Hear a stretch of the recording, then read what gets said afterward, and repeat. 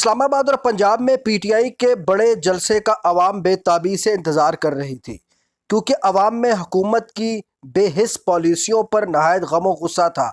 لوگ حکومت کی مہنگائی کے خلاف اپنی بھڑاس نکالنا چاہتے تھے۔ دوسری جانب عوام میں عمران خان کی گرفتاری پر بھی نہایت غم و غصہ پایا جاتا ہے، اور یہ غم و غصہ وقت گزرنے پر بڑھتا چلا جا رہا ہے۔ اس غم و غصے میں مزید تیزی سے اضافہ تب ہوتا ہے جب حکومتی مشینری عمران خان کے خلاف پوائنٹ سکورنگ کے چکر میں چرب زبانی کا مظاہرہ کرتی ہے، اور عدالت عمران خان کے کیسز پر تاریخ کا آرڈر نکالتی ہیں۔ چنانچہ اس سارے منظرنامے کی وجہ سے عوام یہ چاہتی ہے کہ پی ٹی آئی کا ایک جلسہ ہو۔ جلسے کی کافی دفعہ کوشش کی گئی اور انتظامیہ سے بار بار اجازت طلب کی گئی، مگر اجازت نہیں دی گئی، اور پھر کافی جدوجہد کے بعد 6 جولائی 2024 کو ترنور پشاور روڈ کے مقام پر جلسہ کرنے کی اجازت مل گئی۔ اس جلسے کے حوالے سے مختلف لیڈران کے بیانات بھی سوشل میڈیا، ڈیجیٹل میڈیا اور الیکٹرانک میڈیا پر زیر گردش رہے۔ بار بار لوگوں کو یہ پیغام دیا گیا کہ اس جلسے کا مقصد عمران خان کی رہائی کا پرزور مطالبہ اور مہنگائی کا خاتمہ ہے۔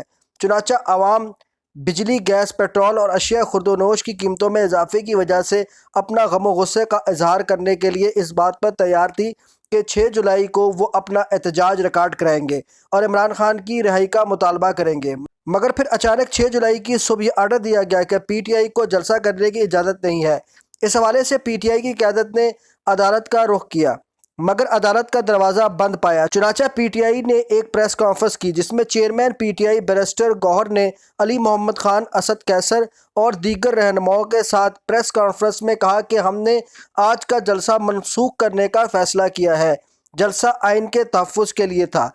4 مہینے بعد ایک این او سی جاری ہوا تھا۔ ڈپٹی کمشنر یا چیف کمشنر کے کہنے سے این او سی معطل نہیں ہو سکتا۔ ہم نے پھر بھی قانون کا سہارا لیتے ہوئے اسلام آباد ہائی کورٹ میں درخواست دائر کی تھی۔ ہائی کورٹ میں جج موجود نہیں تھے۔ ہم نے یہی سوچا تھا کہ اجازت لے کر جلسہ کریں گے۔ اس موقع پر پی ٹی آئی رہنما عمر ایوب نے کہا کہ آج کے جلسے میں اسلام آباد انتظامیہ نے اجازت دے رکھی تھی، لیکن رات پولیس آئی اور علاقہ سیل کر دیا۔ ڈی سی اسلام آباد نے پہلے آرڈر سائن کیے ہوئے تھے۔ کیا انہوں نے کوئی نشہ کیا ہوا ہے یا بھنگ پی ہوئی تھی جب اجازت دی؟ عدالت کے احکامات کے باوجود رات گئے جلسے کا سامان اٹھایا گیا۔ خود ہی ترنول میں جلسے کی جگہ دی گئی تھی۔ پی ٹی آئی کارکنان کے ڈر سے این او سی منسوخ کیا۔ اظہر مشوانی کے 2 بھائیوں کو اٹھا لیا گیا۔ پھر پوچھیں گے کہ ویگو ڈالے کا بجٹ کتنا ہے اور اسکولوں کا کتنا؟ انتظامیہ جو ہے اسلام آباد کی، یہ کوئی نشے میں تھی، ان کو ہوش نہیں ہوتی۔ سیدھی بات ہم لوگ کریں گے۔ یہ لوگ ٹاؤٹس بنے ہوئے ہیں۔ کس کے؟ یہ ٹاؤٹس بنے ہوئے ہیں آپ کے اس فارم 47 گورنمنٹ کے ہینڈلرز کے، اور یہ انٹیلیجنس ایجنسیز ان کو چلا رہی ہیں، اور انٹیلیجنس ایجنسیز میں 5 ایجنسیز آتی ہیں، اس پہ آئیڈینٹیفائی کر لیں۔ اس پہ آئی ایس آئی آتی ہے، ایم آئی آتی ہے، آئی بی آتی ہے، فیلڈ انٹیلیجنس یونٹ آتی ہے، اسپیشل برانچ آتی ہے۔ ہمیں بتا دیں کس کے اس پہ چل رہے ہیں۔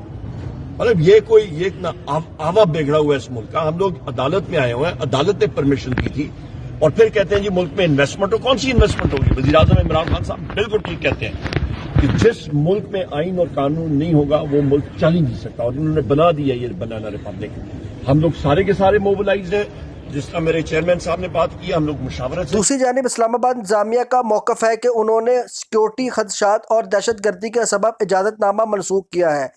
چیف کمشنر اسلام آباد کی زیر صدارت محرم الحرام اور دیگر سیکیورٹی خدشات کی صورتحال کا جائزہ لینے کے لیے اعلیٰ سطحی اجلاس منعقد ہوا، جس میں سیکیورٹی اداروں کے افسران نے بھی شرکت کی، جبکہ سیاسی جماعت کا کوئی بھی نمائندہ دعوت کے باوجود اجلاس میں شریک نہیں ہوا۔ اجلاس میں جلسے سے متعلق درخواستوں کا بھی جائزہ لیا گیا۔ ڈپٹی کمشنر کی طرف سے دی جانے والی اجازت کا موجودہ سیکیورٹی خدشات کے تناظر میں اثر نو جائزہ لیا گیا۔ چیف کمشنر اسلام آباد نے درخواستوں، سیکیورٹی کی موجودہ صورتحال، محرم الحرام کی آمد، سیکیورٹی خدشات، قانون نافذ کرنے والے اداروں کی سفارشات کی روشنی میں جلسے کا این او سی معطل کرنے کا فیصلہ کیا۔ اسلام آباد انتظامیہ کی جانب سے جاری اعلامیے میں بتایا گیا کہ جلسے کی این او سی کی معطلی کا فیصلہ شہریوں کی جان و مال کے تحفظ کے لیے کیا گیا۔ اسلام آباد میں امن عامہ کو برقرار رکھنا اور شہریوں کی جان و مال کا تحفظ ہماری ترجیح ہے۔ اس ساری صورتحال میں یہ سوال پیدا ہوتے ہیں کہ جلسے کی اجازت دیتے وقت پہلے تاریخ کا درست تعین کیوں نہیں کیا گیا؟ اگر سیکیورٹی خدشات تھے تو جلسے کی اجازت 6 تاریخ سے 2 یا 3 دن پہلے دی جا سکتی تھی، کیونکہ پی ٹی آئی کافی عرصے سے جلسے کی اجازت طلب کر رہی ہے۔ دوسری جانب پی ٹی آئی کی اعلیٰ قیادت کیا نہیں جانتی تھی کہ محرم الحرام کا بہانہ بنا کر جلسہ ملتوی کرایا جا سکتا تھا، کیونکہ محرم میں رجتی ملے انتشاری کارروائیاں کرنے میں ملوث ہوتے ہیں؟ اس طرح کے کئی سوالات ہیں جو اس وقت پی ٹی آئی ورکرز اور عوام کے دماغوں میں جنم لے رہے ہیں۔ پی ٹی آئی ورکرز کی ایک بہت بڑی تعداد پارٹی کی موجودہ اعلیٰ قیادت کو اب شک کی نگاہ سے دیکھ رہی ہے، کیونکہ موجودہ قیادت ہر فورم پر پوری طرح ناکام نظر آتی ہے۔